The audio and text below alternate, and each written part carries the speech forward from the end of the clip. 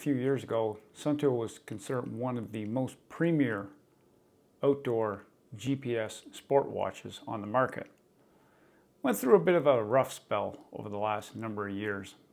Last year they introduced the first product that brought them back into the fold, the Suunto Vertical. Followed it up back in October of 2023 with the Suunto RACE. And now we have the smaller sibling of the Suunto RACE, the Suunto RACE S. And today on the channel, I'll be going over my thoughts on the new device. Let's go over some of the more important specs. First of all, 45mm case with a 1.32 inch display. That display is an AMOLED one and is surrounded by a stainless steel bezel and covered with Corning Gorilla Glass. Compared to the Suunto RACE that has a 49mm case, a 1.4-ish inch display, also has an AMOLED screen surrounded by a stainless steel bezel. You can also purchase one with a titanium bezel, and it is covered with sapphire crystal. 32 gigs of onboard storage for maps, a new processor, and a new heart rate sensor when we compare it to the RACE. Suunto claims 30 hours of GPS on the highest setting and a claimed 5 days standby with daily heart rate recording and always on display on. Let's go over some of the important things about the Suunto RACE S. First of all, the new processor that they're using is substantially better than the RACE. The RACE is still very laggy, and I had that in my initial video months ago. The RACE S is not quite on par with some of the competitors, but overall, I would consider it to be very good.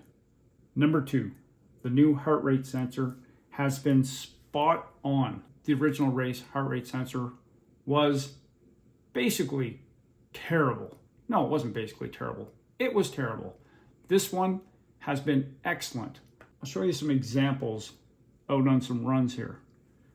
Starting with the first run, RACE starting heart rate 78, RACE S 78 as well.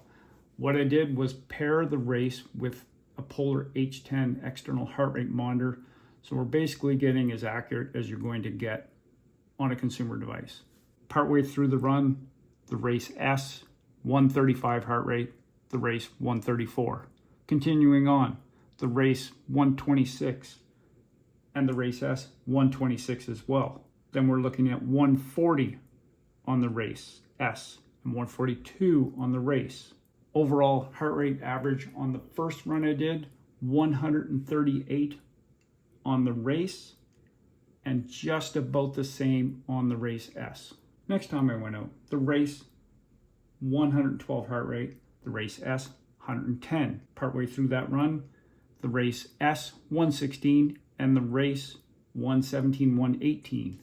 Average heart rate reading on the RACE S was 115 and 115 on the RACE. So when it comes down to it, I would consider this just about as accurate as you're going to get on any optical heart rate monitor to date. The only one that I found a little bit more accurate was possibly the Apple Watch.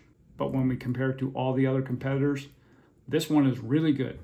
How about the GPS recordings? Compare the first run, 8.03 kilometers on the RACE, 8.01 kilometers on the RACE S. Same average pace. Second run RACE, 7.57 kilometers, and the RACE S, 7.58 kilometers. After many months of testing the RACE, the GPS recording has been spot on, 0 complaints, and the RACE S seems to be living up to the same standard. Just a couple of other points. For me, a 1.3 inch display is a little small, as of course I'm getting older, as we all are. I find the 1.4 on the RACE is a little bit easier to see than the 1.3 when you're looking at it quickly. It's not that big of a difference, but I do prefer to have a larger screen. However, I find the Gorilla Glass easier to see in some lighting situations than a sapphire crystal, but I still don't trust myself with the Gorilla Glass. I've had it on different devices before. It's always scratched, minor scratches, nothing big, but I've never had any problem with any sapphire crystal on any device I've ever owned. So I still do prefer sapphire. Second last point I'm going to make is about the band. Just like on the original RACE, the band is just a hot mess. It's terrible. If you're going to pick up this device, know that you might be a little bit frustrated with how the clasp works, and then how the pin on this is very difficult to put into place. But once the pin is in, it works quite well, but I just don't like the band clasp. The last point I want to make is the price, $489 here in Canada. When you look at everything you get with this device, for $489 here in Canada, you are getting a fantastic piece of hardware. Sure, I know there are going to be some Garmin fan people out there and they like this brand. I could care less. I just want something that works well, I can trust. But for $489, Suunto is really going out for the jugular on this one. It's really hard to compare something like this to some of the other brands out there that are charging $200, $300, $400 more. Yes, I know you get some features. The platform might be a little bit nicer, but when you think about it, for what most people need, it's really hard to go wrong with the Suunto RACE S. That's all I have, everyone. Thanks again for watching. Maybe even consider hitting the subscribe button. And as I say in almost every single one of my videos, get outside.